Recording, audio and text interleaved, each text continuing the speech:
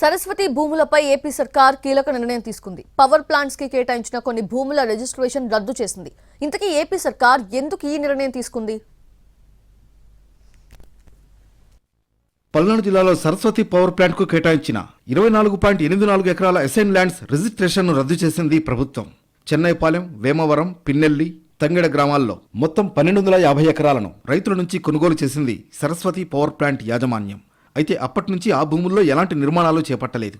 దీనిపై స్థానికుల నుంచి తీవ్ర విమర్శలు వెల్లువెత్తాయి.